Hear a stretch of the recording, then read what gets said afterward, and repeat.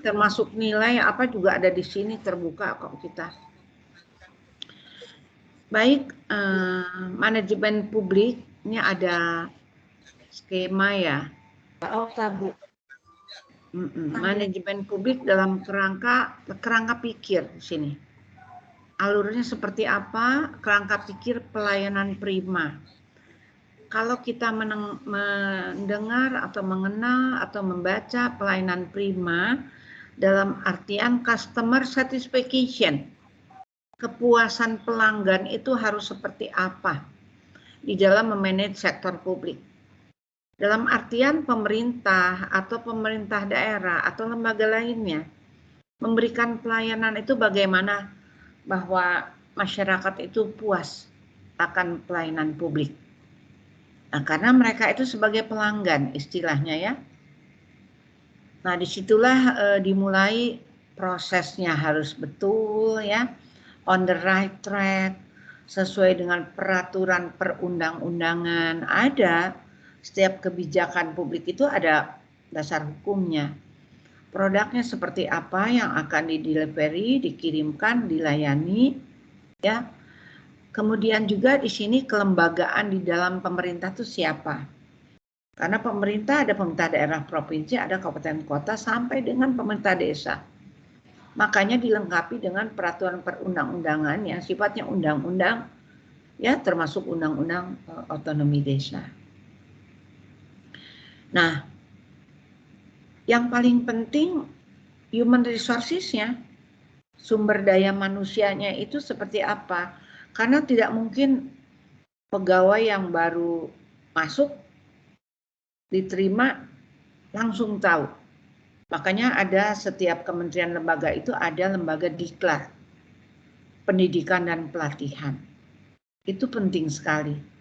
Melatih sumber daya manusia ya untuk melaksanakan proses, mengetahui apa, pekerjaan apa untuk apa, pelayanan apa untuk apa dan di mana ya, dan ini harus rata. Karena dalam pelajaran ini kita akan juga mengenal VOM. Apa itu singkatan VOM? Value of money. Nah, itu istilahnya aja VOM tuh dalam manajemen sektor publik. Padahal isinya bagaimana itu ada kegiatan-kegiatan yang harus kita buat efisiensi. Efisien, efektivitas, ekonomis. Jangan membajir, mengadakan pelayanan lokasinya nggak pas. Makanya Badan Perencanaan Pembangunan menjadi penting di sini mengkoordinasikan kegiatan dinas instansi atau kementerian lembaga dengan Bappenasnya. Oleh karenanya setiap tahun itu ada musyawarah perencanaan pembangunan. Musrenbang mulai dari Musrendes, kecamatan, provinsi sampai dengan kecamatan, kabupaten kota, provinsi sampai ke pusat, dan perencanaan diamanatkan 1 tahun 1 kali sebelumnya. Maksudnya 1 tahun sebelumnya sudah prepare. Bulan apa mulai dilaksanakan kegiatan kalau tahun ini misalnya ya sekarang bulan Oktober itu sudah melaksanakan revisi-revisi. Sebetulnya anggaran itu kan ada anggaran yang revisi juga. Nah, dari bulan Februari, Maret sudah mulai dilaksanakan itu ketahuan. Karena ada satu pelajaran di semester 3 itu, kebetulan saya yang mengajar juga nanti jam 1, monitoring dan evaluasi kebijakan tersebut. Nah, itu berjalan di pemerintahan, baik di pusat ataupun di kabupaten kota dan provinsi. Sebetulnya ini gambar yang sederhana inilah yang dilakukan untuk mendelivery atau memberikan pelayanan umum sebanyak 33 urusan. Urusan penyelenggaraan pemerintahan di bidang pendidikan, kesehatan, perdagangan, pertanian, sampai dengan KTP elektronik, KTPL-nya, bagaimana pula kesehatan, kemudian juga Badan Koordinasi Penanaman Modal, dan seluruhnya termasuk 33.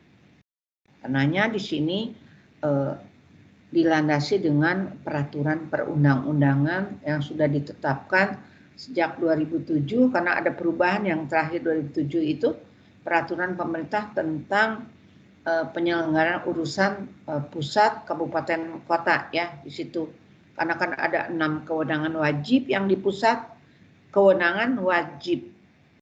Apakah itu keamanan, ya, pertahanan, keamanan, kemudian juga fiskal moneter ya, kemudian mengenai politik luar negeri yang bebas aktif kita ini, dan juga masalah agama ya. Pokoknya ada 6 ya di situ. Nah, disinilah prosesnya seperti ini, skema yang saya tayangkan dilihat dari jenis. Jangan sampai jenis pengadaan beras kalaupun dijual, tapi harus yang layak untuk masyarakat. Dipilih, jangan yang sudah apa, banyak kutu beras. Walaupun itu dijual ke masyarakat tidak gratis, tapi kualitas berasnya dari pusat logistik pusat ini harus bagus. Karena kerjasama dengan logistik daerah. Kualitas, kemudian kuantitasnya mesti cukup. Jangan sampai kita kejadian ngantri minyak tanah panjang sekali. Saya pernah di Jakarta Barat waktu sampai kayak istilah Sunda mah orai-orayan ya. Bu Ati orai-orayan gitu panjang. Itu hanya untuk antri minyak, antri bensin. Kalau khusus ini bahan bakar itu antri minyak tanah, ya. Jadi kuantitasnya mesti cukup, termasuk pangan. Kalau sudah bicara pangan, apa itu? Pasti menyangkut pangan itu termasuk palawija, padinya ya, beras harus cukup.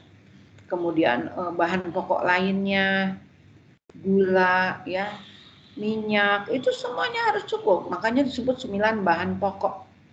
Dengan ingat tidak, pemerataan itu betul-betul dikumandangkan. Sekarang nggak terlalu karena memang sudah berkecukupan. Karena kalau barang-barang itu tidak cukup, harga menjadi mahal. Oleh karenanya juga, siapa penimbun juga udah pidana. Tidak bisa menimbun karena mau hari raya, ya pasti banyak orang beli. Harganya pasti kita bisa naikkan, terus kita timbun. Nah, nggak seperti itu. Itu pidana. Oleh karenanya orang-orang petugas ya, itu betul-betul memonitor keadaan pasar. Nah, ini satu uraian itu, mekanismenya seperti apa, itu juga teratur. Siapa mengerjakan apa, lembaga mana mengatur apa, seluruh urusan penyelenggara itu ada yang memegang lah istilahnya ya, ada yang berfungsi melaksanakan action plan itu seperti apa. Hanya yang pemenuhan kebutuhan. Nah, pemenuhan kebutuhan kalau tidak diimbangi dengan pelaksanaan peraturan perundang-undangan, itu customer satisfaction, satisfied, ya puas, itu tidak bisa terjadi.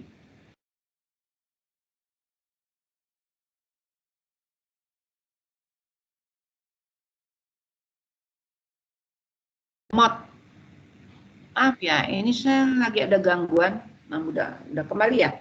Sudah, barusan drop sedikit. Jadi dulu juga sebelum kita akhiri udah hilang, padahal hanya 1 menit. Nggak sampai, nyala lagi, udah keburu saya tutup. Ini mudah-mudahan nggak terjadi lagi, saya mau ganti wifi-nya nih. Nah, ini membutuhkan organisasi sektor publik ya. Organisasi sektor publik yang mana? Pasti organisasi itu kan ada yang nirlaba, yang tidak semata-mata mengambil keuntungan, ya. Ada yang pure non-profit di sini organisasinya. Ada juga yang kuasi, dia juga harus mengambil keuntungan di situ. Pure non-profit organization dan quasi. Apa sih yang disebut pure non-profit organization? Menyediakan barang atau jasa. Kalau barang, jasa itu kan pelayanannya. Untuk meningkatkan kesejahteraan masyarakat. Di sini sumber pendanaannya pastinya pajak, retribusi yang ada 18 macam di undang-undang itu ya. Pajak, retribusi, dan penerimaan pemerintah lainnya. Kadang-kadang kan daerah juga suka ada subsidi, ya, ada hal-hal lain, kerjasama kemitraan, lalu ada bagi hasil disetujui dengan DPRD setempat. Nah itu juga masuk jadi penerimaan lain-lain. Ada posnya sendiri di anggaran, dibenarkan. Lalu ada quasi itu ya. Quasi non-profit organization, sama menyediakan barang atau jasa dengan maksud yaitu ada keuntungan yang diperoleh, ya, melayani dan memperoleh keuntungan seperti badan usaha milik negara, juga badan usaha milik daerah, BUMD, ada perusahaan daerah air minum, ada perusahaan daerah mengenai pasar, apotik, atau juga mungkin BUMD yang menangani masalah perikanan. Ini tergantung ya, seperti di Papua itu sudah ada BUMD yang menangani perikanan, kerjasama langsung dengan Swedia. Ya. Jadi sudah kalau daerahnya itu punya orang-orang yang profesional, pemikir-pemikir untuk kemajuan daerahnya, itu lebih menguntungkan. Banyak inovasi, banyak inisiatif, daerahnya lebih maju. Saya ingat persis, waktu air minum kesulitan di Kabupaten Cirebon, kita nggak bisa berpangku tangan diam. Kebetulan saya orang yang nggak mau diam, cari bantuan. Kalau itu air ditarik dari atas berapa kilometer membutuhkan main pipe-nya, pipa utama, pipa sekundernya, pipa tersier sampai masuk rumah-rumah ke house connection-nya. Itu membutuhkan satu perjuangan. Nah, itu harus dilakukan. Ternyata kalau airnya itu 30 km harus diangkat dulu ke menara. Water torrent. Berapa tingginya, apanya? Nah, itulah kita kerja sama-sama konsultan. Konsultan juga harus dibayar. Sama halnya dengan perikanan. Saya pernah mengundang, dapat tugas waktu saya menjadi tenaga ahli di Sekjen DPD RI, dapat tugas menjadi koordinator bagaimana kita bermitra dengan salah satu negara yang komoditasnya atau punya sektor perikanannya bagus. Ya, tidak lain tidak bukan dengan Swedia. Konsulannya diundang. Nah, disinilah ada peraturan, aduh rumit juga. Bagaimana tenaga kerja asing masuk itu kan nggak gampang. Dari mulai izinnya, berapa yang harus dibayar. Karena konsultan luar negeri juga ada yang nggak terlalu tinggi sih pembayarannya. Kenapa nggak dengan orang kita saja? Ya kebetulan mereka juga punya bantuan yang sifatnya grant, cuma-cuma, nggak selalu loan.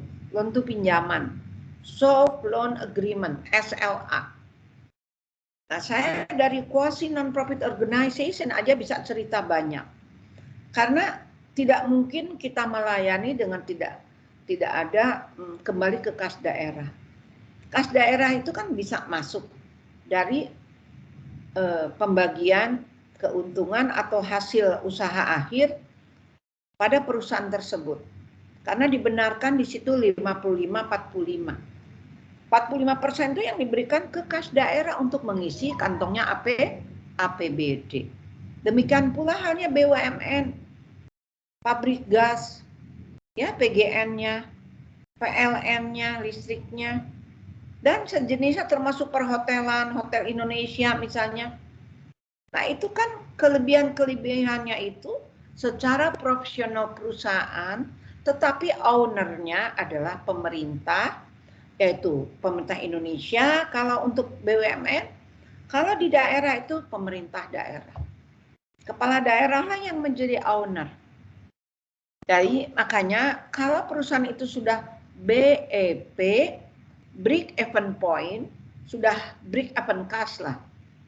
Kelebihannya net profitnya bisa disetorkan 49% kepada kas daerah. Nah, seperti itu. Karena saya mengelola perusahaan itu 14 tahun, jadi satu pengalaman yang dari embrio. Bukan nih perusahaan udah jalan, karyawan udah bagus. Saya sih ngerayap dari hutan belantara, dari kantornya yang ada ternak bebek di sebelahnya karena nggak bisa kontrak istilahnya ya. Itu betul-betul saya lakonin. Surat-surat masih masuk ke meja saya, tidak ada TU-nya, aduh, nol. Tapi kan saya sudah bekerja di pemerintah daerahnya, di eselon kecil lah waktu itu, eselon 3. Nah, terus mengelola ini, saya besarkan sampai saya tinggalkan itu sudah 17.000 lebih konsumennya. Itu nggak gampang. Cari menara air. Bantuan mana? APBD emang mampu. Ya kalau nggak ke pusat ya bantuan luar negeri. Terus bantuan luar negeri yang bisa grant mana? Yang gratis. Nah, itu melalui satu diskusi panjang. Ini saya ceritakan manajemen sektor publik itu termasuk yang saya jelaskan barusan, ya. Nah, di sini sumber pendanaan organisasi berasal dari investor pemerintah. Ibaratnya ya, kerjasama investor dengan pemerintah lalu membangun daerah. Ada, kami juga lakukan. Ada juga undang-undangnya, apa joint venture, apa joint management, apa joint apanya yang diperlukan. Nah, waktu itu jenisnya apa? Mau 1 tahun dibayar oleh APBD atau oleh perusahaan, mau long term, panjang, itu ada 20-30 tahun. Ada juga dibangun langsung dibayar. Nah, kami dalam 1 tahun melakukan BTO. Apa itu BTO? Bukan BOT. Build, Transfer, Operate. Jadi dibangun, saya anggarkan, kami anggarkan, usulkan. Untung DPRD-nya mau dibayar tahun depan, saya dibangun sekarang, kan aneh. Biasanya kalau APBD itu kan per mata anggaran tuh ada aturan-aturannya keluar. Ini sih tidak. Tahun depan jadi dibangun langsung diberikan ke kami. Tapi investor pemerintah, kerjasama pemerintah pusat dengan satu investor. Jadi masuk ke kami. Sehingga kami dibantu di dalam perencanaan, membayar konsultannya. Waktu itu kan konsultannya kerjasama Belanda sama Indonesia. Nah, ini panjang sekali. Saya cerita quasi non-profit organization itu sangat luas. Karena pendanaan APBD atau APBN relatif terbatas. Merasakan deh, apakah kerja di kementerian, kerja di DKI, itu yang dihadapi. Ini sudah saya berikan, tapi saya ulangi. Karena kita harus melihat bagaimana menurut Anthony and Young di sini dalam Salusu, penekanan organisasi sektor publik dapat diklasifikasikan dalam 7 hal. 1, kalau pelayanan itu kan tidak bermotif keuntungan, yaitu nirlaba itu. Namanya APBN, uang rakyat ya untuk rakyat lagi. Adanya pertimbangan khusus dalam pembebanan pajak. Kena pajak tapi juga dilihat ulang. Nah, di tulisan ketikan putih ini ada kecenderungan berorientasi semua ya semata-mata pada pelayanan. Iya, bagaimana pemerintah untuk mensejahterakan masyarakatnya? Sekarang di era pandemi ini ada 2 hal, kesehatan atau PEN. Kesehatan atau mengenai masalah ekonomi nasional itu bagaimana mesti kembali utuh, normal. Jadi banyak menghadapi kendala yang besar. Ya, dalam 7 hal itu salah satunya yang keempat, kendala yang besar pada tujuan dan strategi. Seperti saya katakan tadi, nggak mudah. Kalau hanya diam pimpinan, leadership-nya nggak ada, beda loh. Pemimpin dan kepemimpinannya. Pemimpin hanya mimpin gitu-gitu aja, ya udah stagnan. Tapi gimana kita harus berinovasi, berkreasi. Itu adalah leadership, kepemimpinan yang harus bergerak. Menerima hal-hal baru, berkomunikasi, berdiskusi, bertanya kepada yang pintar, seperti itu. Jangan menurut kita saja. Nah, kurang banyak menggantungkan diri pada kliennya untuk mendapatkan bantuan keuangan. Ya, kalau pelayanan pemerintah itu sebetulnya sudah cukup dalam perencanaan, ya sudah dilakukan seperti itu. Kecuali yang BUMD seperti itu kan harus mandiri. Namanya perusahaan, masa selalu minta uang. Dominasinya di profesional. Kepemimpinan itu kan profesional. Kemudian pengaruh politik biasanya memainkan peranan yang sangat penting. Kalau pengaruhnya positif, bagus, menguntungkan. Tapi kalau ada tanda petik, tidak sesuai dengan harapan, selalu saya bilang 1 tambah 1 kenapa sih harus 100 gitu, bukan 2. Nah gitu kan. Orang kaget loh saya ngomong gitu, waktu saya rapat dengan tim anggarannya dari DPD loh. Saya kan hanya kerja di sekretariat DPD-nya waktu itu sebagai tenaga ahli. Saya kemukakan aja. Karena mereka pernah menyampaikan, coba anggaran tuh didebat kusirkan, kota dibuka di umum. Bayangkan aja daerah disuruh dibuka di masyarakat, padahal sudah ada mekanismenya, yaitu melalui musyawarah perencanaan pembangunan daerah. Mulai dari desa, kecamatan, kabupaten. Nah, saya bilang, kalau politik itu tidak bisa 1 tambah 1 menjadi 2. Ini harus dipikirkan, nggak bisa dengan serta-merta. Kalau menyusun anggaran kan eranya era demokrasi, harus ada keterbukaan. Ya keterbukaan itu nggak seperti itu, kan diperiksa oleh BPK. Kementerian itu kan langsung dibuka di masyarakat, sama, tapi mekanisme yang harus diulang. Nah, saya berikan juga tikan warna putih. Warning ke saya. Pelayanan itu gampang-gampang sulit atau gampang dibuat sulit atau yang sulit dibuat gampang. Makanya jangan menganut ilmu patologi. Ilmu penyakit. Mau nggak kita sakit flu juga nggak enak ya hati. Kan tadi lagi flu. Demam sedikit, masuk angin aja dikerok gitu kan. Enak dikerok tuh, padahal lebih baik makan obat. Nah inilah pelayanan yang diimagekan pelayanan pemerintah atau dari pemerintah yang berbelit-belit. Itu karena tusi, dulu kan tupoksi. Tugas fungsinya kotak-kotaknya terlalu banyak. Makanya Menpan itu mereview menjadikan eselon 5 nggak ada. Akhirnya eselon 3 dan 4 hilang. Tapi ada koordinatornya. Itu juga supaya para eselon 2 juga bisa to the point, visit lapangan gitu ya, tidak hanya mengandalkan bawahan.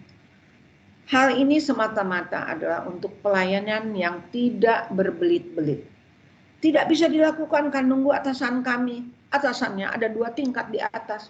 Padahal eselon 4 itu yang paling menjadi ujung tombak. Sudah saya terangkan di minggu lalu.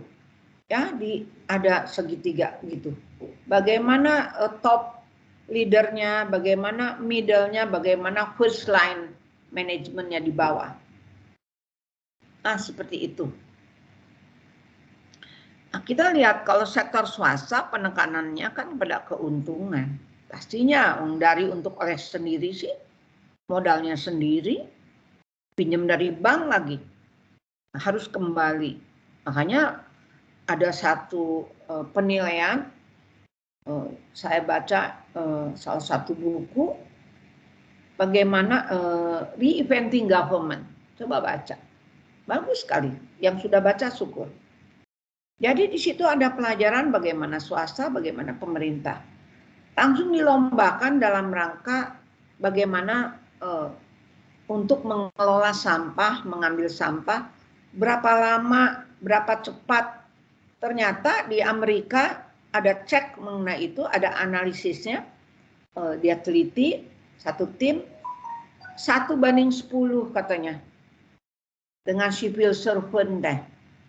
Maksudnya dengan PNS. Swasta lebih cepat untung. Karena kita kerja tidak kerja dibayar sepertinya. Sebetulnya saya juga sering tidak terima seperti itu. Walaupun kalau pegawai negeri itu kerja dulu baru dibayar setelah 1 bulan. Ya, seolah-olah kita tanggal 1 dapat gaji kan. Padahal kita sudah kerja duluan sebelumnya. Ada nggak yang mau masuk kerja, diterima PNS, dibayar dulu? Ayo, nggak kan? Jadi kita bekerja dulu baru dibayar. Jadi melihat ya perbandingan. Nah, kita lihat juga di sini hal-hal lain yang menyangkut sektor publik, karakteristik dan lingkungannya. Nah, kita bisa tahu pengertian ruang lingkup akuntansi sektor publik, pertanggungjawabannya. Tadi domain publik itu badan-badan yang saya maksudkan termasuk bukan BUMD, BUMN saja, yayasan juga kan memberikan satu kemitraan. Foundation, yayasan, persekolahan, mendirikan sekolah, apakah cukup? Pemerintah daerah membangun sekolah-sekolah. Dan swasta juga, yayasan misalnya ya, mendirikan sekolah juga harus hati-hati dalam menekankan kewajiban membayar iuran, ya SPP-nya. Usahakan swasta itu juga kan manjang ke depan kan. Jadi di atas negeri kadang-kadang kalau SD itu gratis misalnya. Tapi kalau Al-Azhar itu bayarannya minta ampun, lebih dari orang dewasa, pembayaran SD itu puluhan juta kalau masuk. Tapi fasilitasnya juga bagus atau juga sekolah Katolik, ya. Nah, itu harus di atas negeri sedikit, di bawah swasta lainnya. Nah, diusahakan seperti itu. Nah, ini secara kelembagaan, domain publik antara lain badan-badan pemerintah, pusat dan daerah. Nah, inilah ada organisasi politik, ada lembaga sosial masyarakat LSM, ada universitas ya, perguruan tinggi seperti kita ini sedang melaksanakan perkuliahan, dan organisasi nirlaba lainnya. Nah, ini kita melihat langsung ya lingkungan sektor publik, karakteristiknya. Nah, ini buku yang terkenal, yang banyak mahasiswa S2 saya arahkan, karena inginnya kalau saya mahasiswa melaksanakan riset, penelitian, jangan nyusahin sendiri. Coba cari judul yang teorinya juga memudahkan diri sendiri. Baru-baru ini saya sebagai narasumber dari, mungkin ada yang kuliah dari BPP ya, Badan Penelitian dan Pengembangan. Itu teorinya untuk implementasi kebijakannya, wah bikin susah deh. Makanya dalam penelitian itu ada pembatasan masalah. Kenapa? Karena lokusnya dibatasi, fokusnya, substansinya juga dibatasi. Kemarin ini nyusahin sekali. Saya rombak pakai ini. Kebetulan saya juga berikannya Charles O. Jones. Karena Charles O. Jones itu hanya menganut 3 aja. 3 ureannya saja, poin-poin pentingnya. Bagaimana organisasi, bagaimana interpretasi, bagaimana aplikasi. Udah 3 bisa jalan.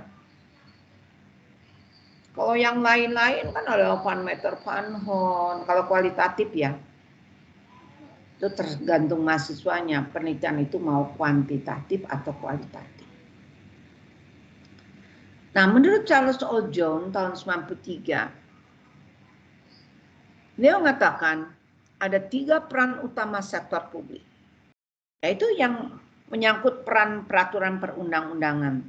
Sejauh mana mengenai regulatory role, publik berperan menetapkan aturan. Oleh karenanya, undang-undang ditetapkan oleh rakyat, oleh DPR, wakil rakyat.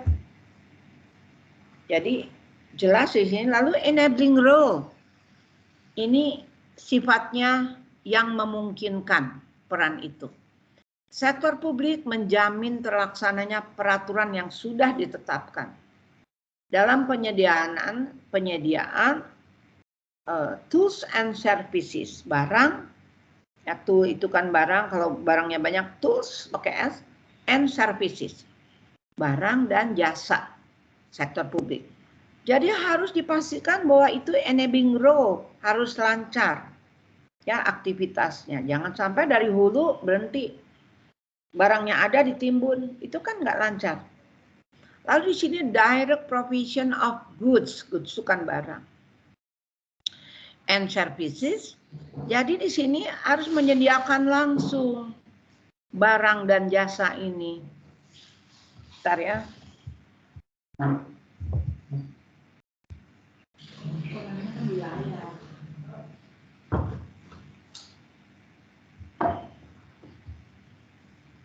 Ya, biar nggak ribut. Jadi di sini makin kompleks sektor yang harus di-cover, harus di-manage, diatur, harus berjalan lancar oleh sektor publik tadi, itu dikerjasamakan. Makanya kekurangan-kekurangan itu kita punya mitra. Kalau jasa kan konsultan, ya. Kalau barang, bermitralah dengan para pelaksana yang memiliki dana, karena aturannya juga sudah ada. Jadi di sini peran sektor publik ikut mengendalikan atau mengawasi sejumlah proses pengadaan barang dan jasa. Tidak serta-merta itu barang jalan begitu saja, makanya selalu ada monitoring dan evaluasi. Itu harus dilakukan supaya masyarakat itu tidak dirugikan. Nah, kita masuk kepada yang saya jelaskan tadi mengenai VOM. Ini menjadi penting di sektor publik ini, ya. Value of money. Bukan semata-mata uang, ini istilahnya saja. Di dalam akuntabilitas, pertanggungjawaban, kelancaran sektor publik, bagaimana aktivitas mesti dijalankan kalau tidak menganut mengenai VOM? Sebenarnya ada 5. 3 yang utama itu harus secara ekonomis. Input di sini pemerolehannya input dengan kualitas tertentu pada harga yang terendah. Jadi harga terjangkau, barang tidak jelek. Masyarakat kasihan. Makanya pemerintah suka mengadakan subsidi pada jenis barang atau pelayanan itu. Tidak semata-mata dibebankan kepada masyarakat. Lalu efisiensi. Pastilah semua mahasiswa tahu mengenai efisiensi itu apa dengan efektivitas. Sejauh mana keluaran atau output itu harus maksimum. Kalau ada proses itu ada input menuju output, akhirnya outcomes, pemanfaat dan benefitas. Atau juga ada dampak. Nah, ini kita melihat secara efisiensi, output yang maksimum dengan input tertentu, lalu penggunaan input yang terendah untuk mencapai output tertentu, yaitu menuju outcome. Saya nggak tuliskan di sini, pemanfaatannya, sebab akibatnya, dampaknya, keuntungannya. Nah, di situ harus jelas. Selain efisiensi, yaitu efektivitas. Nanti kita lihat equity dan equality. Ada 5 VOM itu. Jadi tingkat pencapaian untuk efektivitas hasil program yang sudah disusun dengan target yang ditetapkan atau perbandingan outcome-nya dengan output itu ada perbandingannya. Makanya kalau udah dievaluasi melalui MONEP, ya monitoring dulu baru evaluasi, itu akan ketahuan. Nah inilah yang 5. Saya tambahkan 2 di bawah. VOM, ini konsep pengelolaan organisasi sektor publik. Organisasi itu yaitu kelembagaannya. Semua lembaga harus memegang ini. Kalau tidak, waste of time, ya buang waktu, waste of energy, buang-buang tenaga, waste of pikiran, ya. Jadi capek-capek membajir, gitu kan. Makanya hari-hari kerja tidak ada. Program harus dilaksanakan karena pelayanan harus cepat, tidak ditangani. Ternyata juga tidak capable SDM-nya. Tidak mampu, ability-nya kurang. Nah, ini banyak sekali, nanti kita ketemu di semester 3 ya berikutnya, itu akan lebih dalam lagi mengenai ini. Jadi, apakah menganut asas keadilan, keseimbangan? Nah, kita lihat ini. Ditambah 2, tadi ada equity, mengenai keadilannya. Lalu, apakah menganut jalur pemerataannya? Rata tidak. Jangan karena ada koneksi anggota DPRD setempatnya di situ mengusahakan dia yang dapat. Sehingga masyarakatnya senang ya punya anggota perwakilan kita. Nah itu harus teliti pihak pemerintah atau pemerintah daerah. Jangan sampai yang sudah hanya sedikit jelek, di hot mic, jalan sebelahnya itu ternyata kacau. Ya, nggak disentuh. Padahal sudah diusulkan.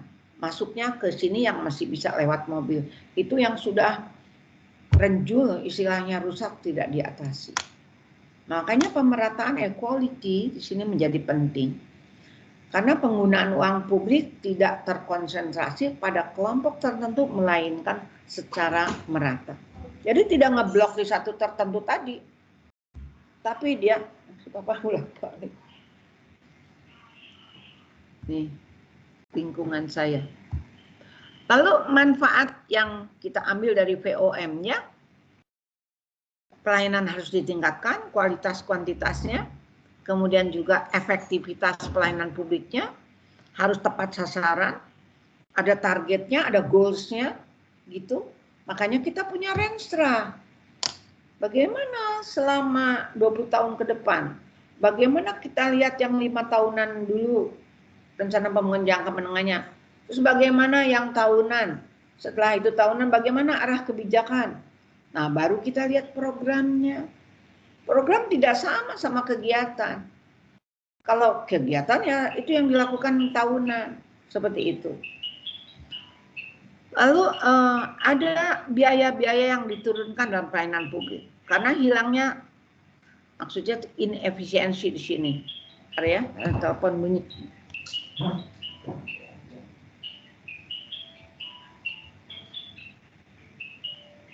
Bentar ya, sebentar.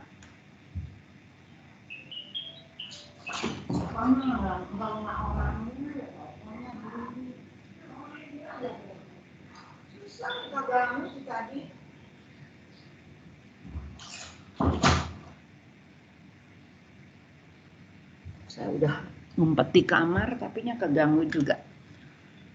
Jadi kalau udah inefisiensi, tidak efisien, itu juga buang-buang uang ya. Nah ini sudah saya salinkan di sini ya, yang kira-kira penting. Nah, kita melihat di sini, diulang lagi, baca saja tambahannya. Nah ini masih, kita lihat sekilas deh ya, bagaimana perbedaan sifat dan karakteristik organisasi sektor publik dengan sektor swasta. Perbedaannya apa sih? Ya bedanya dananya sendiri kalau swasta, diolah sendiri, tanggung jawab sendiri, dan harus kembali. Kalau pinjam uang bank kan ada bunganya. Makanya Maka selalu bilang kalau swasta kan lebih mahal. Karena uangnya juga bukan uang sendiri yang ada di bawah tanah. Ya pinjam dari bank sekian miliar. Kan itu dengan bunga berjalan aja sudah repot sekali. Apalagi bunganya flat ya. Tidak turun. Maksudnya tuh sudah dibayar dari nilai nominal yang sisa itu bunga. Kalau bunganya tetap ditentukan 100 juta dalam setahun terus 100 ya habis. Coba aja kita kredit mobil, bunganya hampir sama dengan harganya. Tapi kalau nggak kredit kita juga nggak bisa, karena bisanya dicicil. Nah ini ada perbedaan-perbedaan ya. Kalau kita punya uang sendiri, kita tidak akan kena pajak potongan seperti itu. Sektor publik, ya pastinya non-profit motifnya. Ada pajak ya, BUMN, BUMD, ada penyuah aset negara. Kalau swasta motifnya profit dari untuk olehnya internal. Juga ada kegiatan utang bank tadi sudah saya jelaskan, obligasi, penerbitan saham. Jadi ada surat-surat berharga yang juga bisa ditukar. Lalu pertanggungjawabannya kepada DPR, DPD, DPRD, secara whole-nya MPR, lembaga tertingginya kan MPR. Kalau lembaga tingginya kan seperti kejaksaan itu kan. Jadi kita harus bisa membedakan ya lembaga tertinggi yang mana, lembaga tinggi yang mana. Ada ada yang tinggi. Kalau ini tertinggi ke MPR. Nah, kalau itu ke ownernya, pemegang saham kalau swasta. Kreditor, biasanya ada komisaris independen, komisaris yang juga dia naruh saham, bertanggung jawab. Swasta seperti itu. Lalu strukturnya, kita ada hierarkis, ada siapa mengerjakan apa, ada job description-nya, teratur, ya, juga terkuak untuk umum. Tapi kalau swasta itu fleksibel, bisa diatur, ya. Datar, bisa piramid, lintas fungsional, baca saja. Ini tambahan-tambahannya ya. Cash accounting, lalu accrual accounting. Bedanya swasta dengan pemerintah. Nah, kita selain perbedaan, lihat persamaannya. Nggak boleh keluar dari jalur-jalur yang sudah diatur oleh pemerintah atau pemerintah daerah. Yang penting apakah swasta atau kan juga sektor publik itu bagian integral ya, dari sistem ekonomi di suatu negara itu sama ya, sumber daya yang sama mencapai tujuan organisasi. Keduanya menghadapi masalah yang sama, yaitu mengenai kelangkaan sumber daya. Di sini resources-nya ya, apakah sumber daya alam, apakah sumber daya manusia. Sehingga di sini menggunakan sumber daya organisasi secara ekonomis, efisien, dan efektif. Kalau teknologi sudah melekat di lembaga itu memang betul-betul ekonomis. Saya pernah melihat di satu, ya tidak di luar saja, di Indonesia juga sudah banyak ya, seperti PDM Surabaya. Itu kantornya aja udah sama dengan Pemdanya. Saya juga lihat kok sepi gitu ya. Luas, sepi, ya hanya mengandalkan teknologi. Sekarang kan sudah mulai sekali kita. Di era disrupsi of technology ini kita sudah tidak bisa lagi menghindari. Ya kalau ibaratnya kita meninggal tidak bisa kita hindari. Yang Maha Kuasa yang tahu. Tetapi juga yang nggak bisa dihindari inilah kecepatan teknologi yang nggak bisa kita hindari. Apa jadinya di era pandemi COVID-19 ini kalau tidak ada teknologi? Kita tidak bisa kuliah, harus PPKM, harus WFH, ya harus diam di rumah. Terus gimana bang sekolah? Maaf ya, jadi cerita keluar konteks sedikit. Ini anak cucu saya yang SMP negeri ini, ya di rumah, tapi tugasnya baca video. Walaupun teknologi ada Zoom, ternyata Zoom meeting juga tidak semua aplikasi Zoom itu dimiliki lengkap dan reguler di sekolah-sekolah. Beda dengan swasta. Nah, ini ada bedanya. Pelayanannya tetap kepada masyarakat. Ya beda dong. Dijelaskan matematik, bagaimana cara menghitung, bagaimana IPA itu bagaimana logam mulia, apa yang disebut campuran, apa yang disebut. Jadi ada spesies, ada genus. Anak itu hanya suruh baca dan menjawab tugas.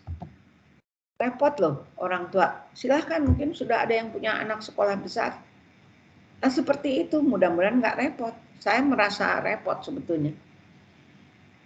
Ya akibat kondisi keadaan kita ya, kita harus maklumi. Proses pengendalian manajemen penting sekali, ya, terutama keuangan. Harus ada informasi yang handal dan relevan. Ada keterkaitan. Ya. Jadi kedua sektor swasta sama publik ini terikat pada peraturan perundang-undangan dan ketentuan hukum lainnya yang disyaratkan. Ya otomatis, karena tidak bisa keluar konteks, dia berjalan sendiri. Nah ini pemimpin, tidak perlu saya uraikan, pasti sudah pada bisa semuanya. Nah kita akan melihat sedikit tambahan, ini baru jam 11 ya, mungkin setengah jam lagi juga bisa selesai ini. Kaitan dengan pelayanan publik, sektor publik, tapi bagaimana manajemennya, manajemen pelayanan umumnya.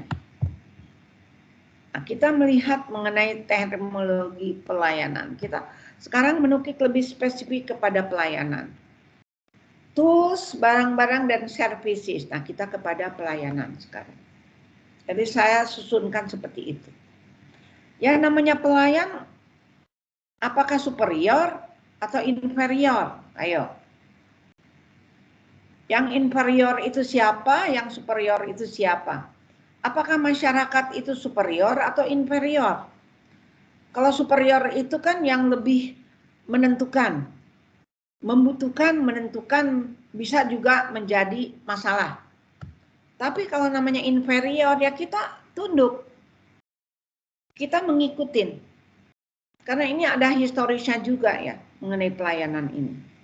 Karena namanya administrasi publik, administrasi itu administrate, itu pelayanan. Oleh karenanya dalam pelayanannya ada sejarahnya zaman-zaman dulu, ribu tahun yang lalu istilahnya ya. Karena berasal dari seorang pastor melayani jemaahnya, ya dia lebih inferior karena pelanggan itu adalah raja. Karena tadi saya sebutkan customer satisfaction. Jadi si masyarakat itu kan, si pembeli mah raja. Masyarakat itu kan juga pelanggan. Pelanggan pelayanan itu. Bagaimana membuat kepuasan pelanggan? Makanya di sini, the attendance of inferior upon the superior. Itulah yang dilakukan, ya. Jadi yang pertama tunduk. Ya tunduk itu bukan kita tunduk sampai ke bawah, tunduk itu apa yang dibutuhkan masyarakat pelanggan. Itu kita harus penuhi. Itu istilahnya seperti itu ya dari beberapa penulis ya. Kemudian ini sahabat saya, Prof. Endang. Sini saya bilang bukunya minta satu. Ya, buku saya diambil, buku dia saya ambil gitu. Tuker-tukeran buku kita. Saya ambil dari Endang. Prof. Endang sahabat saya, udah puluh tahun kita bersama-sama. Terus dia kepala LAN Bandung ya, Lembaga Administrasi Negara. Nah ini David Utel juga sama penulis. Whatever intense customer satisfaction. Jadi pelayanan merupakan suatu usaha untuk mempertinggi kepuasan pelanggan. Ya.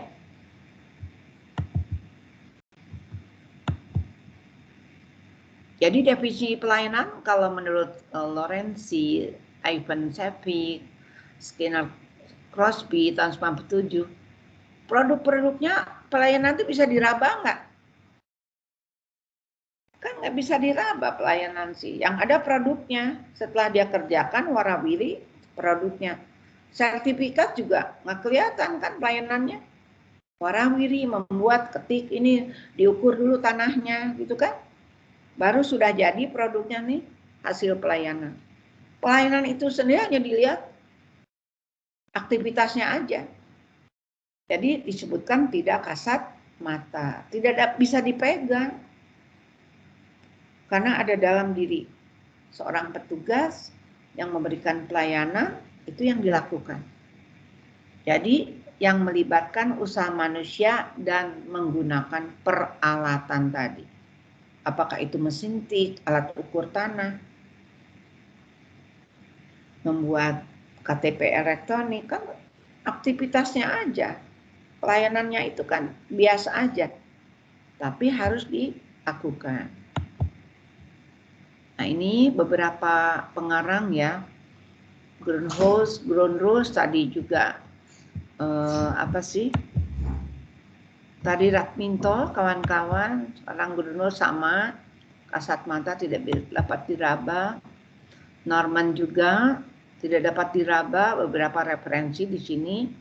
Kegiatan produksi, service provider, jadi ada penyedia pelayanan, service provider, ada service receiver, penerimanya. Jadi ada penyedia, ada penerima di sini dalam usaha melayani kebutuhan. Jadi service provider dan service receiver. Ada yang menerima, ada yang melayani. Ini etimologisnya melayani kebutuhan orang lain lah pelayanan itu. Termasuk di sini pelayanan sektor publik. Bacaan-bacaan saya berikan dari undang-undang tentang pelayanan publik. Silahkan, ada pasalnya. Nah, saya hanya model gambar walaupun nggak bagus, saya buat sendiri. Inti dari yang saya terangkan tadi ya inilah. Tidak berwujud, pelayanan dan layanan. Istilahnya kan layanan. Jadi produk. Nah, itu ada manfaatnya. Mereka menerima beras, menerima bahan baku, menerima sertifikat kalau sudah jadi, dia membuat KTP, mendapatkan kartu KTP-nya. Jadi semuanya akan menjadi manfaat, outcomes ya. Jadi aktivitas manfaat yang ditawarkan oleh organisasi atau perorangan kepada konsumen, kepada masyarakat yang dilayani bersifat tidak berwujud, tidak dapat dimiliki. Ini juga tambahan-tambahannya.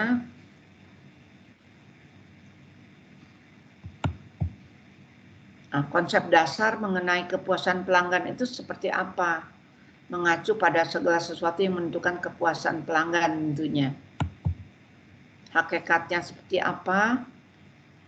Kita masuk kepada otonomi daerah, ya daerah otonom. Sudah saatnya instansi pemerintah mengubah paradigma dalam bidang pelayanan. Kan ada monopoli kalau swasta itu ya. Kemudian kompetisi, nah itu yang tidak boleh. Lalu paradigmanya no public choice atau public choice. Ya, jadi masyarakat itu boleh memilih, boleh menentukan, boleh meminta. Tidak bisa diam aja. Masa tidak ada pilihan, no public choice? Nah, tujuan otonomi daerahnya dilihat. Kan untuk kesejahteraan masyarakat katanya. Meningkatkan pelayanan. Kenapa ada daerah pemekaran? Ada daerah otonom baru. Tujuannya untuk apa sih? Yaitu mendekatkan pelayanan yang tadinya jauh menjadi dekat. Karena daerah itu menjadi tidak harus datang kepada ibu kota yang jauh. Jadi daerahnya membentuk sendiri walaupun dengan persyaratan yang susah ya. Ditinjau dari segi teknis, fisik, masyarakatnya setuju. Itu ada aturannya. Makanya muncul otonomi daerah itu termasuk daerah otonom baru. Yang saya semula masuk Kementerian Dalam Negeri dulu namanya Depdagri ya, Departemen Dalam Negeri. Tahun 2000 itu masih 330-an loh kabupaten kota. Belum termasuk provinsi. Sekarang kalau tidak salah kabupaten kota itu menjadi 417. udah 418. Ayo, dari Kementerian Dalam Negeri jauh lebih tahu. Atau para mahasiswa lain pun nggak harus di kementerian yang suka baca. Kemudian kota itu kan, itu kabupaten. Kota itu 93-an. Kemudian provinsi pastinya 34. Pokoknya menjadi 547 atau 548 tambah 1 waktu itu pemekaran. Bayangkan aja dari 330. Itu menandakan bahwa pelayanan ingin dekatkan. Tidak harus ke kota, membuat KTP, membuat sertifikat, urusan apa adanya di kota itu kan lengkap. Sehingga membentuk kota baru, daerah otonom baru, itu kan pelayanannya lebih dekat di situ. Jadi rantainya itu diputus di situ. Nah, di sini tujuan otonomi daerah pastinya tadi sudah saya jelaskan ya, selain kesejahteraan masyarakat, meningkatkan pelayanan seperti apa, juga akhirnya meningkatkan daya saing. Daerah-daerah unggul itu memang diharapkan bisa membantu daerahnya sendiri. Salah satu konsep dasar dalam memuaskan pelanggan, bagaimana customer service itu excellent atau poor. Ya, kita ingin dong pelanggan itu, customer itu excellent ya. Jadi ada dua di sini. Satu, keistimewaan yang tidak sejumlah kecuman produknya. Kemudian juga atraktif. Pelanggannya bisa puas. Kualitasnya juga terdiri dari segala sesuatu yang bebas dari kekurangan atau kerusakan. Ya, intinya seperti itu. Barang bagus, pelayanan cepat. Karena di sini fokusnya kepada pelanggan ya. Customer focus quality. Nah, ini simbol-simbol ini sangat lekat dengan pelayanan publik ya, mengutamakan kualitas. Nah, ini singkatan loh. Coba David Utowo ini kan ada singkatan, padahal itu bisa diulai.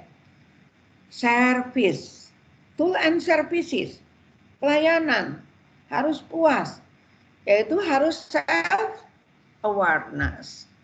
Jadi posisi diri sendiri akan memberikan lain yang benar, ya. Harus sadar. Jadi menyadari awareness, sadar bahwa kita melayani harus benar. Lalu juga pelayanan itu harus bergairah. Contohnya apa sih? Ya, jangan jauh-jauh lah, banyak, seluruh pelayanan memang harus bergairah.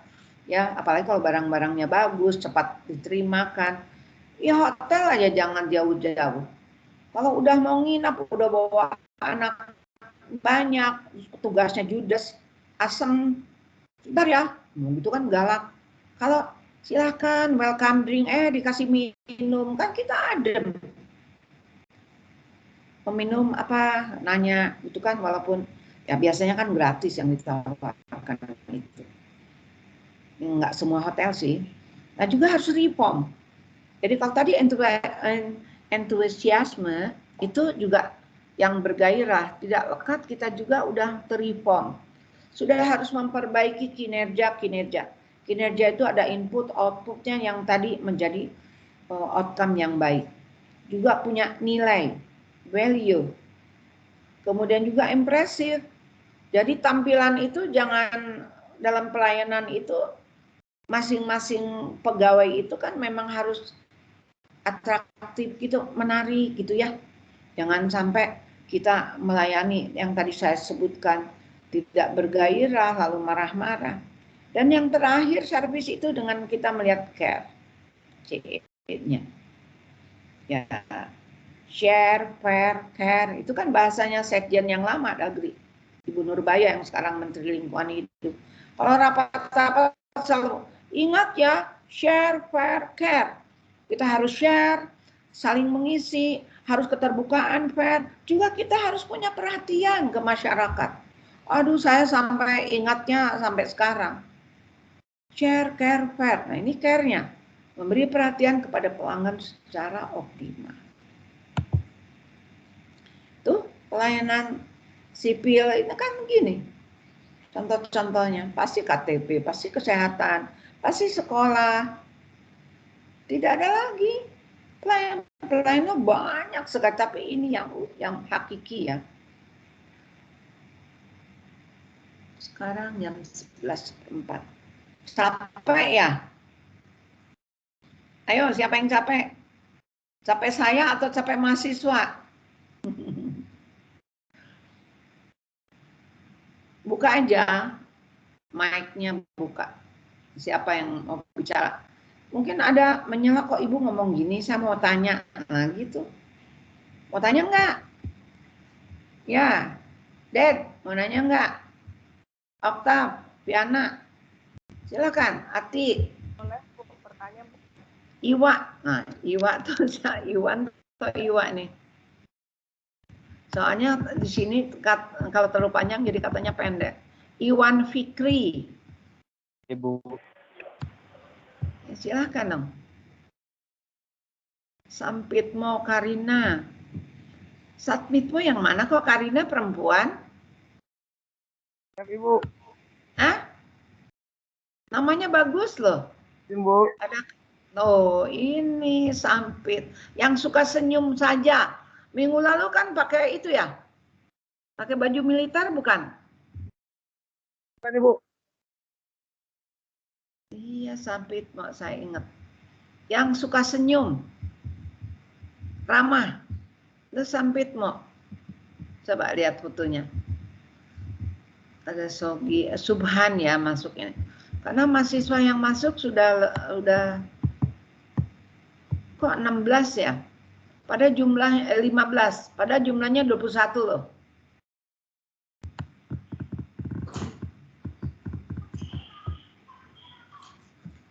Silahkan, ada yang bertanya. Slide-nya udah mau habis nih.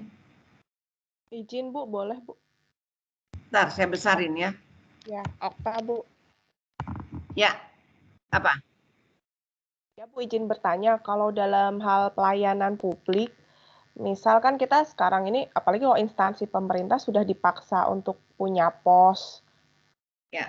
Prosedur operasional standar dan peraturan yang memang SOP, hampir mirip ya. swasta, ya SOP kalau hampir mirip dengan sektor swasta lah ya untuk peningkatan pelayanan. Ya. Misal kalau misalnya memang dari internal sendiri malah justru memanfaatkan jadi melanggar, itu seperti apa ya Bu? Misal nih kalau kita seperti pelayanan seperti pembuatan visa, atau misal kalau dari saya sendiri, misal dari saya kan ini kan di lembaga sensor film Bu, jadi ada izin untuk mengeluarkan tanda lulus sensor misalnya seperti itu. Insya Allah di tempat saya sih masih aman ya. Cuma mungkin di tempat lain Terputus-putus. itu misal, halo Bu, maaf. Ya, Terdengar kah? terputus-putus. Sudah terdengar kah? Oktav. Terputus-putus. Iya Bu, maaf. Sebentar saya off. Maaf ya Bu, saya off kamera. Kayaknya sinyal saya. Ya, Sudah jelas ya Ibu? Nggak apa-apa. Ya. Jelas. Ya. Kerja di mana? Di Badan Sensor? Ya, lembaga sensor film Bu kalau sekarang. Nah. Sekarang lembaga sensor film. Iya. Spesial nih kerjanya ya. Sampai di Badan Sensor. Ya, jadi sering nonton film dong ya, Oktav. Filmnya ya, yang macam-macam ya. Ini. Yang diizinkan, ada yang apa sih yang tidak diizinkan, ada yang macam-macam gitu ya. Yang tidak di blur ya Bu. Soalnya apa? Jadi kalau misalnya ada yang memanfaatkan, misalnya harusnya posnya atau sesuai prosedurnya 3 hari kerja izin baru keluar, tapi ternyata di dalamnya sendiri justru, oh ini teman saya nih atau family saya, jadi lebih diperlancar dong, harus lebih dipercepat. Itu seperti apa ya Bu kalau tanggapan Ibu sendiri? Terima kasih. Pertanyaan itu kan, pilih-pilih. Kalau itu sohib kita, cepetin dong. Karena si sohibnya kan gampang telepon, cepetan dong, aku mau, ini apalagi mau tayang gitu kan. Terus mengatur jadwal sendiri, mungkin minta di waktu-waktu yang bagus gitu kan ya. Itu suka punya koneksi itu. Nah, hal itu harus ada keberanian yang lain, jangan disimpan. dengan gaya bahasa yang bagus itu disampaikan. Karena kalau ada yang dihadapi itu sulit, apalagi orangnya arogan, ya, dominan, pakai manajemen. Manajemen aja dipakai. Aturannya begini, saya nggak bisa keluar konteks. Kamu makaku, boleh, asal yang lainnya juga nggak terlalu bisa diatasi. Harus ada reasoningnya, alasan-alasannya. Itu harus dilakukan. Kalau saya memang seperti itu juga, kebetulan. Saya nggak ngeh. Maaf ya, misalnya ada saudara mentang-mentang kenal, tolong dong kerjaan minta satu. Atau juga ada organisasi, saya juga aktivis kan. Minta dong aku 200 juta aja sok ciptakan proyek. Aduh. Nah yang gini-gini nggak bisa kita, aturannya kan keluar. Nah, mereka akan paham. Ya, Okta. Jadi kalau ada kesulitan apapun, misalnya kita sebagai, walaupun di bawah kita juga menjadi koordinator, punya anak buah. Anak buahnya susah, tidak masuk kantor, banyak bolos. Itu pakai aturan semua. Kan ada aturan, panggil ke satu, panggil kedua, panggil ketiga. Contoh-contoh aja di luar otak tadi ya. Kalau tidak ya baru turunkan jabatan, baru uangnya ditahan. Itu kalau sudah keterlaluan, makanya personal approach, walaupun itu ada aturan, pribadi itu harus ada personal approach, pendekatan pribadi. Itu biasanya lebih goal daripada masalah. Rapat-rapat pun kalau kita adakan, kalau kita ingin sukses, ya, itu pakai personal approach. Jadi kita harus belajar bahwa diri kita benar dulu, dan kita paham aturan, SOP, standar operating procedure seperti ini, berapa hari, kalau tidak terjadi seperti apa, kita kuasai dulu, Okta. Nah kalau ini begini, oh enggak, aduh tolong dong, nggak bisa, bukan saya kaku gitu. Coba kalau ini terjadi, ini gimana? Itu harus bisa. Apalagi saya ngurusin otonomi dulu. Jadi macam-macam, ya. Ada 2 dari daerah bersiteru. Misalnya yang kepala daerah itu, yang kami atasi, repot sekali pemilihan kepala daerah. Karena ada lawan-lawan politiknya yang ngadu kan, bahwa juga ijazahnya juga aspal dan lain sebagainya, pada besok mau dilantik. Terus bagaimana coba? Nah ini salah satu kendala melayani. Ya sudah, lantik dulu. Nah kalau tidak ada aturannya, turun. Bingung loh, besok mau dilantik, saya ingat ngurusin Banten tuh apa dulu. Besok mau dilantik nih, ijazahnya palsu, SMP-nya juga nggak ada. Bayangkan, bisa seperti itu. Kita rembuk. Ini aturan udah jalan. Seleksinya kan dari kita, udah jalan. Tapi kan aspal kan nggak ketahuan. Akhirnya kita lantik. Lantik oleh menteri, dikukuhkan. Nah, setelah itu diproses ke yang berwenang. Sana polisi yang menentukan. Kalau sudah yang berwenang, polisi yang menyatakan ya palsu, turun. Nah, caranya bukan mau seperti itu. Contoh-contoh ya, Okta. Untuk teman-teman mahasiswa lainnya juga. Kita enggak selalu menghadapi masalah. Kita ini kerjakan melayani. Mahasiswa ini yang kuliah di pasca sarjana itu kan mayoritas juga bekerja. Nah, kita melayani sektor publik itu luas sekali, termasuk masalah perfilman. Itu kan ada di 33 urusan. Jelas? Jelas Ibu, terima kasih. Ada lagi, Okta? Ya, yang lain silakan kita diskusi, ngobrol aja deh, santai. Izin Bu. Nah, siapa? Saya Adil ya. Adil Dedi dulu. Dedi baru Ati. Ya, Den. Pak Dedi dulu, monggo. Nggak apa-apa, Ded. Biar kenal nama Dedi, wajahnya ini. Kita kan nggak ketemu di kelas. Ketemunya di layar. Siap, terima kasih Bu. Kamu kerja di mana, Ded? Aku di Wali Kota Jakarta Selatan, Bu. Ya, Jaksel. Ini daerah Ibu Jakarta Selatan nih. Siap, Nanti saya cari kamu deh, ya. siap Bu. Ya, saya mau berkunjung nanti ke Dedi. Baik. Apa yang mau ditanya, Ded? Iya Bu, izin bertanya Bu terkait mengutip dari paparan yang Ibu tadi sampaikan dari Davido dan Utul, total customer service itu Yang kan servis ada singkatannya itu.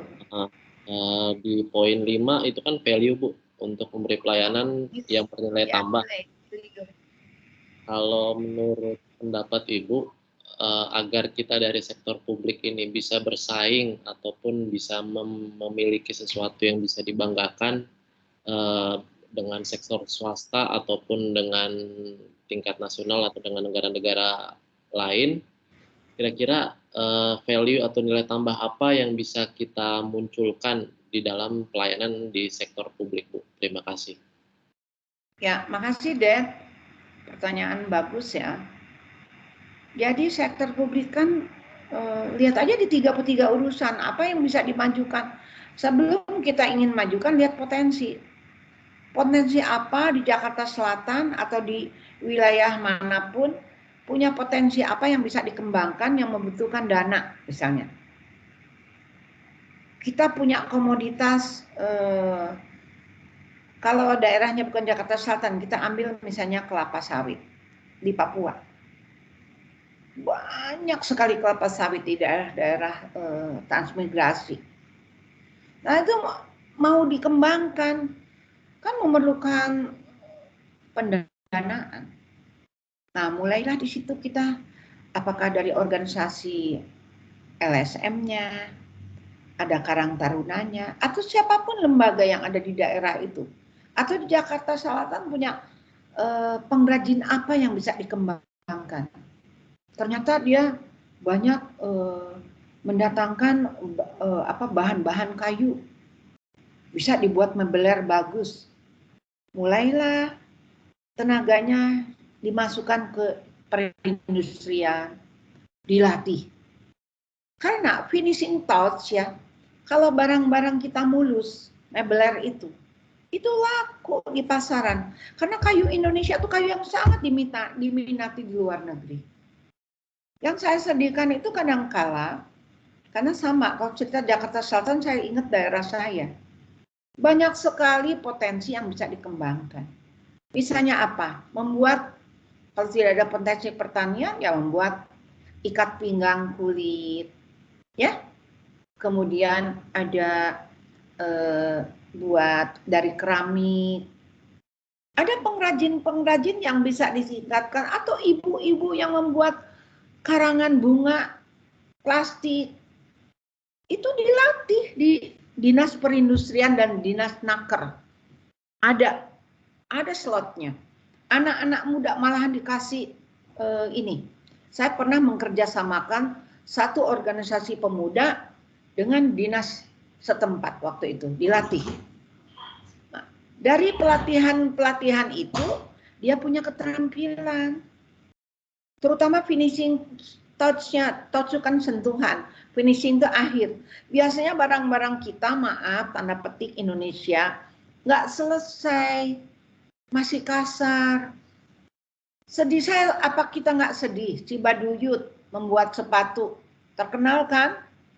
Ternyata di Amsterdam itu menjadi di merek Belly. Bayangkan sepatu Belly itu nggak ada Indonesia boleh masuk pakai merek. Ya daripada nggak bergerak, industri kita kan lebih baik kita mengandalkan eksportir daripada importir, belinya pakai dolar. Ini saya karena mengampu sekian puluh mata kuliah ya, apakah ekonomi internasional, jadi saya meramu di sini dari pertanyaan Dedi tadi, ya. Mudah-mudahan mengerucut ya, mengerucut. Saya tuh sedih. Karena saya juga walaupun nggak lama sudah malang melintang ya pelatihan di luar. Saya sedih sekali waktu jalan-jalan, biasanya kan maaf ya suka konsumtif, orang beli, enggak lah saya sih dari mana beli segitu.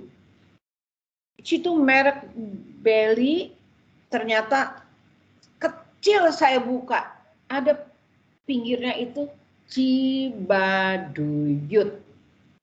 Terus ini Dad, kepada teman-teman semua yang hadir kuliah ini, bukan luar negerian yang saya cerita. Saya masuk koperasi di Washington DC, koperasi mahasiswa. Betul-betul terkejut. Sayang saya nggak potret saya udah hilang masa-masa lalu untuk bisa dijadikan contoh.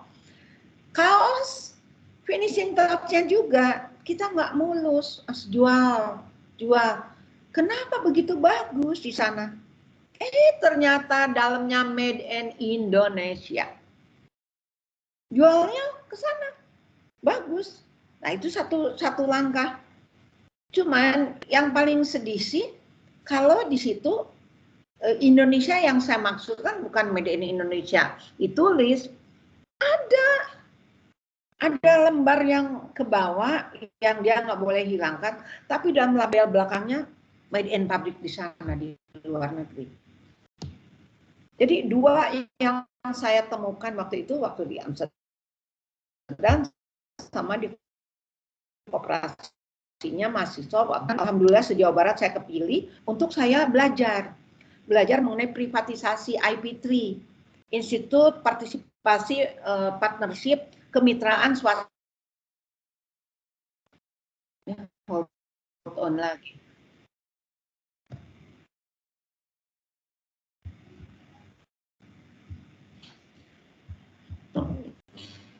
Sorry ya, suka gitu, apa mesin saya atau apa, wifi-nya bagus.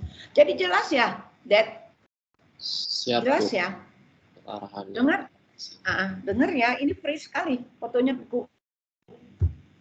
Jadi kalau Jakarta Selatan mau dimajukan, itu lihat potensinya dulu, apa yang bisa dikembangkan.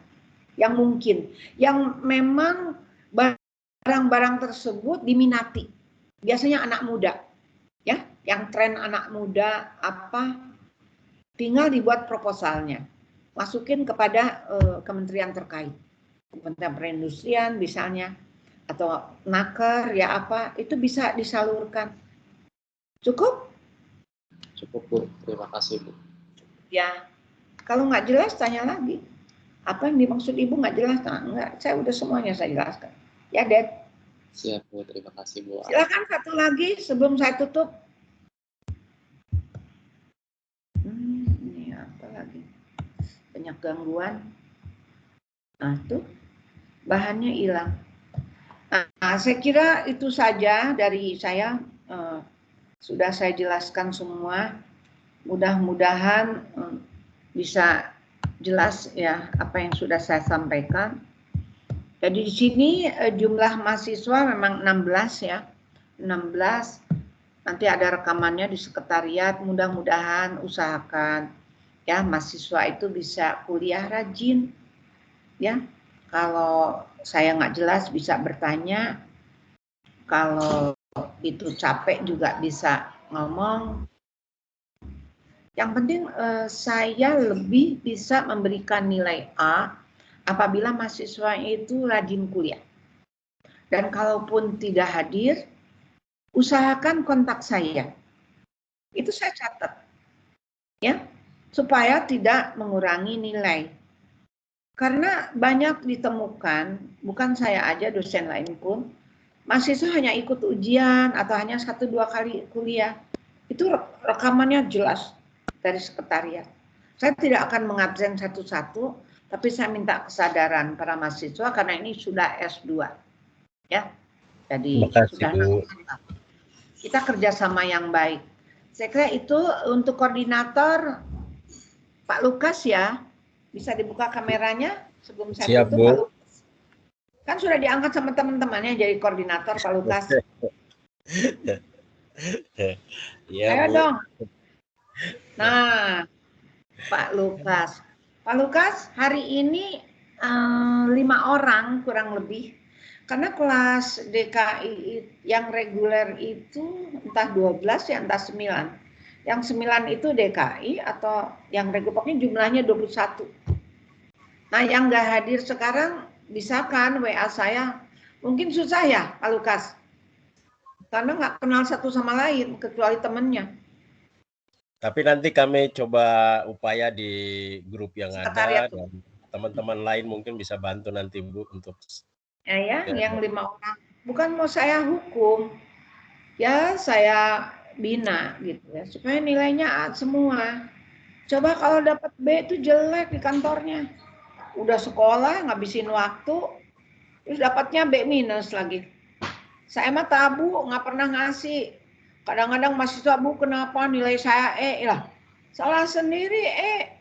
Kenapa coba yang ngasih nilai E itu kan mesin, bukan saya. Ternyata berkasnya belum masuk. Ikut ujian susulan.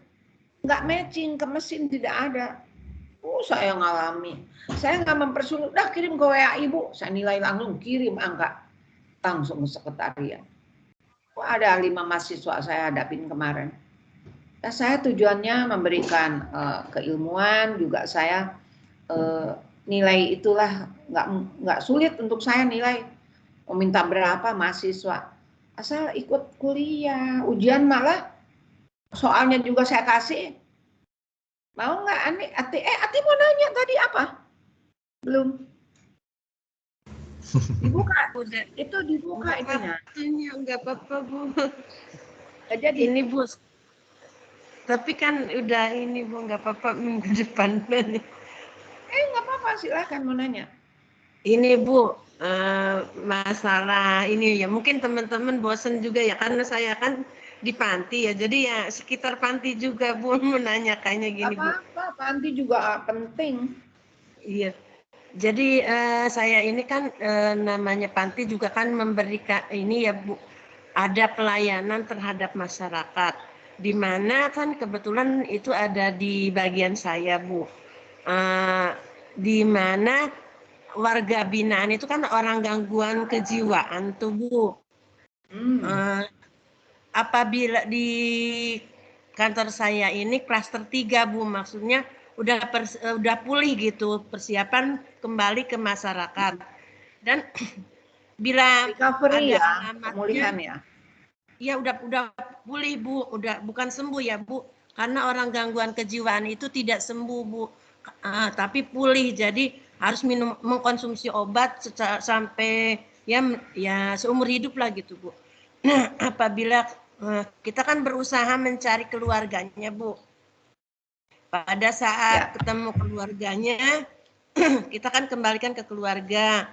Nah, itu kan pengurusannya itu kan ada pengurusan ini Bu, apa sih KTP Bu. Nah, kita kan memberikan pelayanan yang cepat, terlebih dengan kondisi gangguan kejiwaan itu kan tidak boleh telat obat. Nah, tapi sering terkendala ini Bu. Kita inginnya memberikan yang prima ya menurut Ibu itu tadi yang Ibu sampaikan itu. Ya. Terkendalanya ini Bu dalam pembuatan surat pindah dari Dukcapil Bu, sering telat. Padahal kita udah berusaha ini Bu. Tolong ya Pak, soalnya ini waktunya kan udah maksudnya dari kantor kami itu kan memberikan kebijakan 2 bulan sampai 3 bulan penanggung tanggung jawab obat gitu Bu. Nah kalau setelah itu kan kita tidak tanggung lagi. Nah kalau udah masuk ke Dukcapil itunya kan otomatis pengobatan itu ini Bu harus segera dialihkan ke keluarga, sementara surat-surat yang untuk pindahnya itu ini Bu lama gitu. Nah langkah jadi apa yang kendalanya di surat pindah? Iya Bu, jadi langkahnya tuh harus bagaimana Bu, misalkan biar mereka itu tuh cepet-cepet, saya udah jelasin juga Bu, bahwa ini tuh orang gangguan kejiwaan itu nggak boleh telat, surat-suratnya harus segera Pak, tolonglah.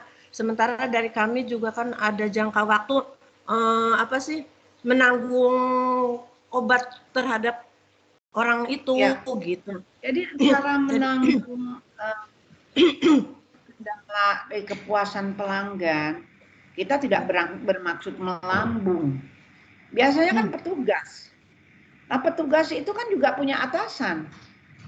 Pimpinan panti itu kontak langsung, minta aja nomor teleponnya ke atasannya. Karena ini kan oknum petugas. Bikin lambat, mungkin kerjaannya banyak.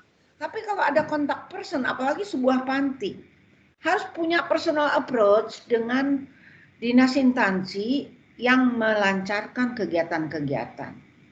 Kita nggak bisa begitu aja. Ada satu komitmen, kalau saya minta ini, jadi ada kelancaran.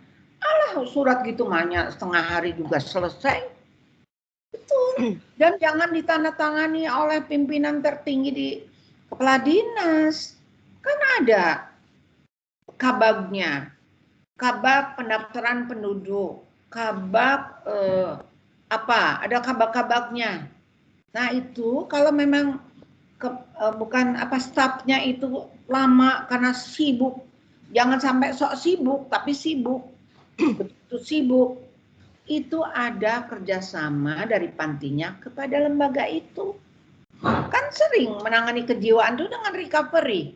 Recovery pemulihan itu kan menyangkut obat, menyangkut harus melepaskan si pasien itu menjadi sembuh dan sudah menjadi tidak tanggung jawab. Kan ini kan menyangkut anggaran makan, minum semua. Betul nggak, Ati? Iya, betul. Saya sarankan itu. Ya, masih ada peluang yang membuat akses lebih lancar. Audiensi waktu-waktu untuk kebutuhan yang akan datang. Dengan kabagnya cukup. Bu Ati aja ketemu. Terus gimana ya Pak? Nah, pasti diatasi. Masa kalau nggak bisa diatasi, masa harus di teori pelayanan kan harus exit and voice. Mungkin belum saya ajarkan di sini. Kalau tidak puas, masyarakat itu bisa exit. Jadi voice ngomong ke sosmed, ke ini, baru dia keluar. Karena tidak puas pelayanan di dalam. Itu ada teorinya di pelayanan ya. Ati. Ya baik Bu, terima kasih Bu. Ya, ya saya cukup, walaupun harus masih 12.15, materinya sudah saya ambil cukup. Kecuali kalau ada yang bertanya, kalau tidak ada lagi saya saja acara perkuliahan ini. Dan saya titipkan ke Pak Lukas ya. Nah, Pak Lukas lagi. Untuk bisa berkomunikasi dengan intens ya, kalau bisa saya di WA aja, Bu ini yang nggak datang, alasannya apa. Jadi bukan ngasih beban, koordinasi aja. Selain saya juga tanya ke Pak Andi atau Pak Eko di sekretariat. Kalau tidak ada lagi, kita cukupkan. Kita ketemu lagi Sabtu depan. Dan saya doakan semuanya sehat. Ya, sehat. Sampai ketemu lagi dan saya pamit dengan ucapan wassalamualaikum warahmatullahi wabarakatuh. Waalaikumsalam warahmatullahi wabarakatuh. Ya, pamit ya. Makasih semuanya. Makasih. Terima kasih Bu. Makasih Ya. Bu.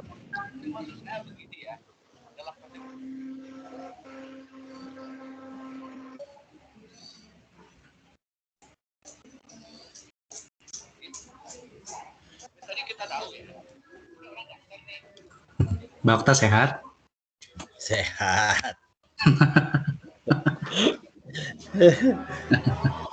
Emang Pak Pembina dosen kita emang luar biasa ya, Pak Lukas. Waduh. Aura pembinaan itu belum ngomong aja udah kelihatan Pak. Kelihatan betul Bang. Iya. Ya calon dosen Mustobo kayaknya. Calon dosen. Mau jadi ini aja. Widya Suara Pak. Jangan Pak, belum Pak, masih muda Pak. Mau jadi petani aja. Suka merendah emang kalau kabak ya. Oke lah Pak Lukas dan teman-teman mau makan siang dulu. Oke, selamat istirahat teman-teman. Siap. Sampai jumpa jam 1 ya. Jam 1 pagi Pak. Oke, Pak Lukas siap. Ayo, makasih.